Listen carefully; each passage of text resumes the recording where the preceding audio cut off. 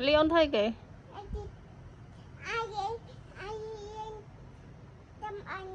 Đầm rầy. Nè cái tên ai đầm rầy nè.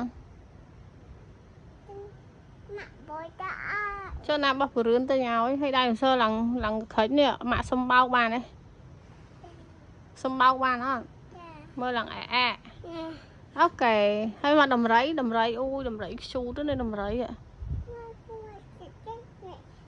Hay tộc ta trơn mấy. Ui ở đây tiên này lần xu.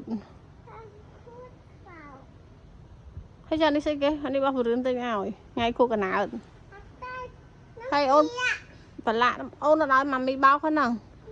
Ôn lên tăng nơi tu cho lợi mãn. Châu pi bị xa vậy nè.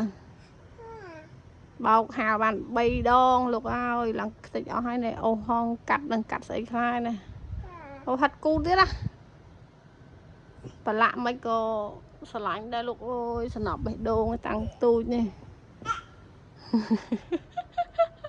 Eli Papa ôn tên nè. Đi Papa ôn tên nè. À các bác khôi một thôi nha. Ôi kìa chưa.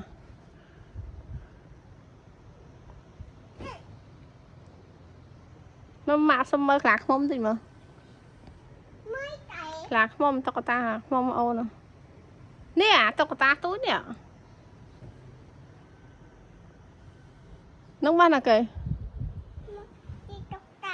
Tóc ta trơn mà mạ xong muối mày. Ô anh đi bao phụ trai tên áo vậy nè. Nông ban là cái tên ai? Nó mạ xong mơ tên. Ôi chủ đó anh tóc tai kìa.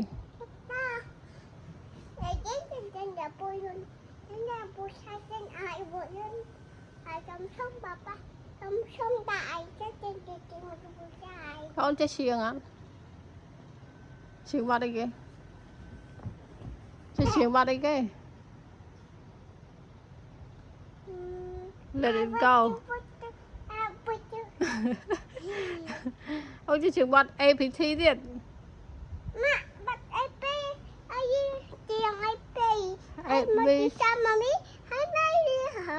Mày. Ô lùi vậy nè. Ôn chơi hòm này.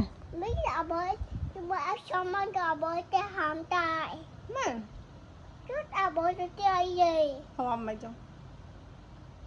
Mùng bối chơi hòm mùng bối. Mà bố sai đó nè. Sai nó té à. Mới xong mơ hụt tộc ta đi mà. Nó tộc ta nó à khỏi ạ. Tộc ta chờ nó. Ôn tộc ta chờ chứ. Ôi bông bội mua rồi còn. Rồi bông bội dữ á. Gì á? Tao bông bội cho lên tộc ta thì. Gì á? À đợt. Ná mạ bông bội tên ai ôn á.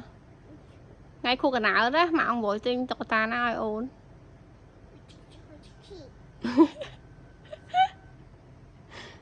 Hơn là dinosaur. Ok, nó đâm ray rồi nè, đâm ray. Đâm ray rồi nè, đâm ray.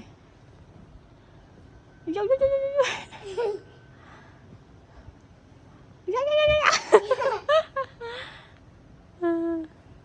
Đi, giặt đua rồi.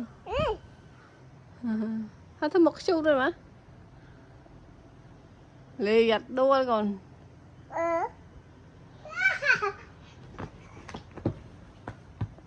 Pù cầu này là pư đỏ kho nó. Khôi là pư. Chơi. Hoặc xu thôi mấy xu rồi. Ồ lên chơi thử ở hai.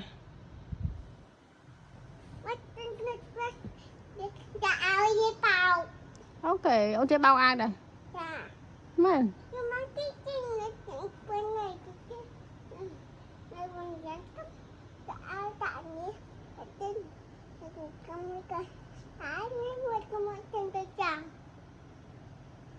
Thôi hoàng tôi cũng mày. Ôn rõm tội rồi tôi. Ông chơi tao rõm mặt đó nha. Tôi rồi. Trong tôi có mami. Ok. Ok, bye bye.